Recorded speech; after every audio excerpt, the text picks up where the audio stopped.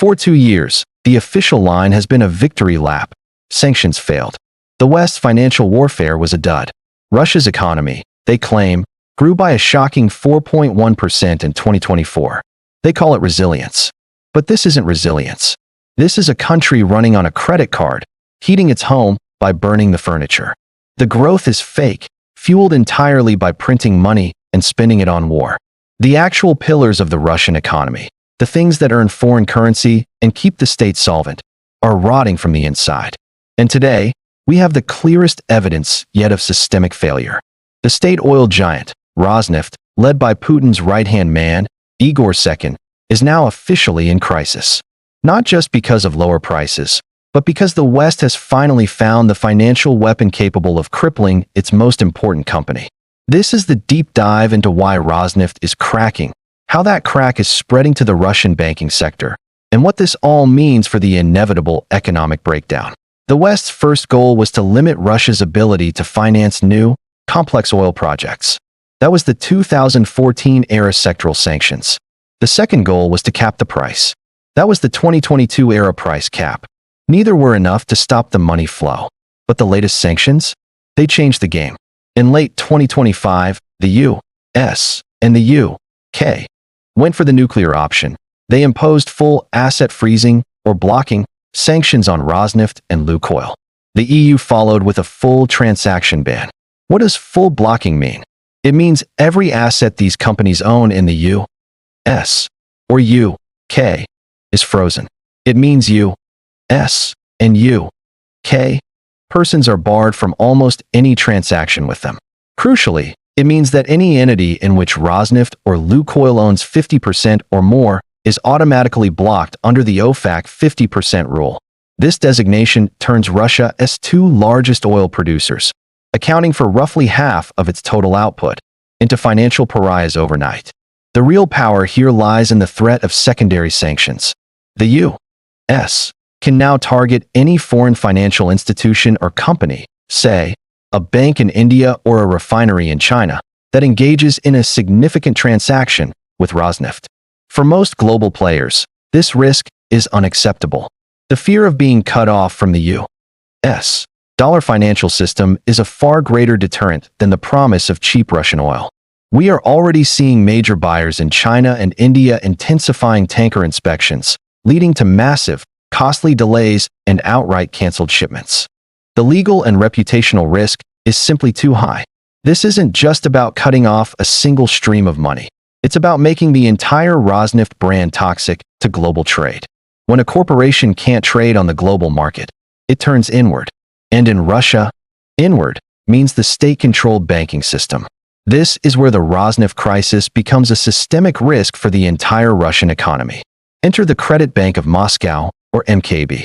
This bank is deeply entwined with Rosneft. After near collapse years ago, Rosneft effectively rescued MKB, injecting capital and using it as a critical financial conduit, allowing the oil giant to bypass Western financial constraints. MKB became the shadow bank for the Kremlin's top energy weapon.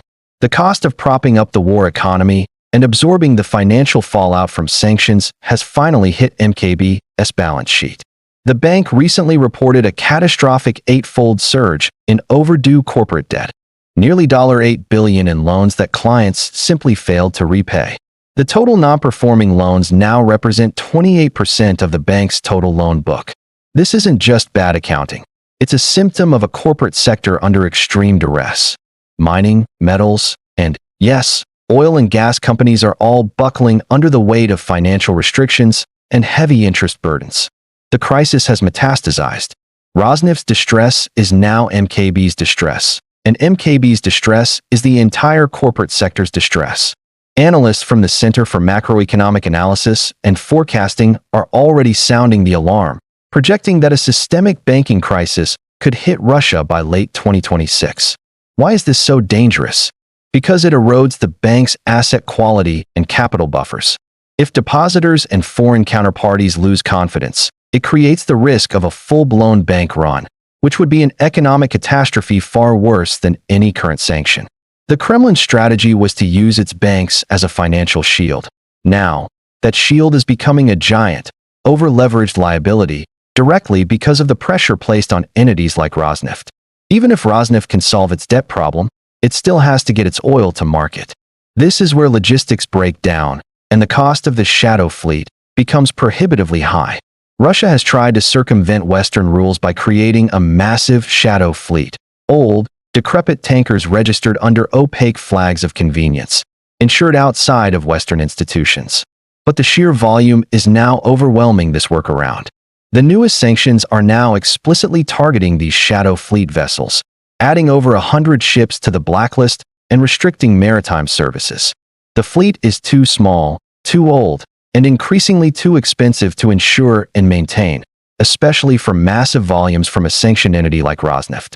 This logistical bottleneck has created the most visual sign of trouble, the 180 million barrel oil logjam. This is a vast, floating stockpile of Russian crude, sitting on tankers, unable to find a final destination due to buyers stalling over sanction fears.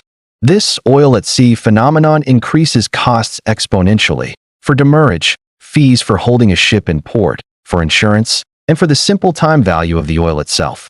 It's forcing Russia to employ ever more complex and risky ship-to-ship transfers in the open ocean just to hide the origin of the cargo.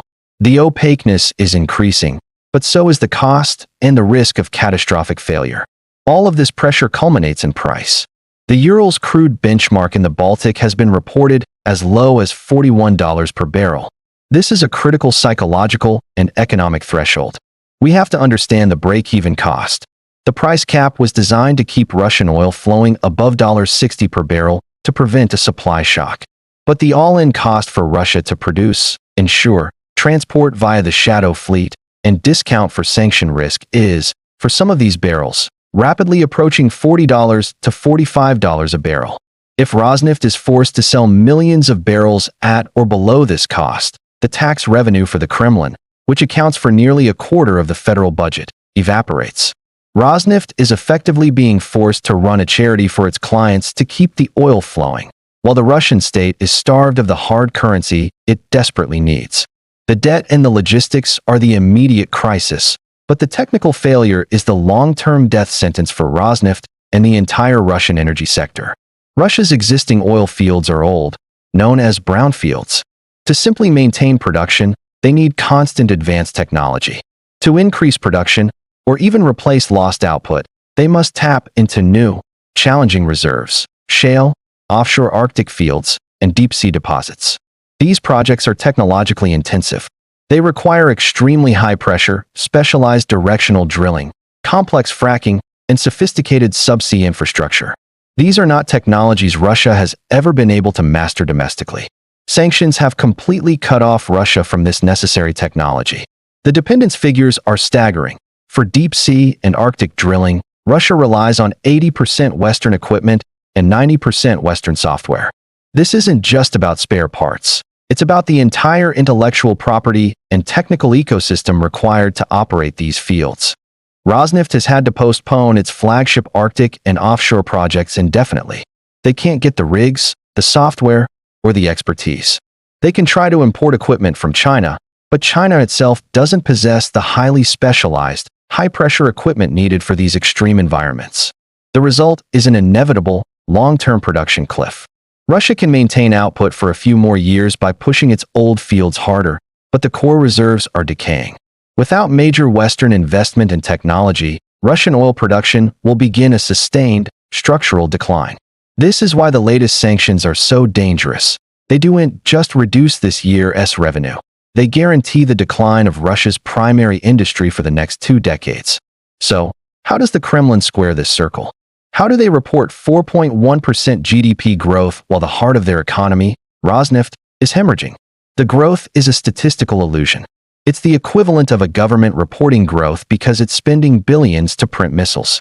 This is money that creates no long-term value, has no export market, and fuels only one thing: inflation. The Kremlin's solution to war inflation is the central bank's 21% interest rate. This is the monetary policy equivalent of slamming the car into reverse. It stops all healthy, non-military private investment and guarantees a sharp slowdown in consumer demand and business activity. They are sacrificing the civilian economy on the altar of the military economy. The single most honest indicator of Russia's financial health is its non-oil and gas budget deficit, which has widened to 7.3% of GDP. This is the deficit of the real Russian economy, the one that doesn't rely on selling raw resources. It's a deficit that shows the true economy is completely broken and dependent on petrodollars that are now rapidly disappearing.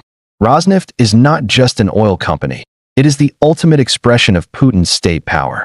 And its crisis, the debt contagion, the logistical paralysis, and the technological time bomb, proves that the sanctions are finally working. The economic breakdown is not a question of if, but when the credit limit is reached. The most important part of this entire economic collapse is what it means for the world next year. And in my next video, I'm going to break down which 5 European economies are next in line to face the financial shockwaves from Russia's crisis. If you want to know which countries are most at risk from this instability, make sure you hit the subscribe button right now and turn on notifications so you don't miss that crucial analysis. And tell me in the comments, do you think Igor Sekin can find a way around the full transaction ban, or is Rosneft's structural decline guaranteed?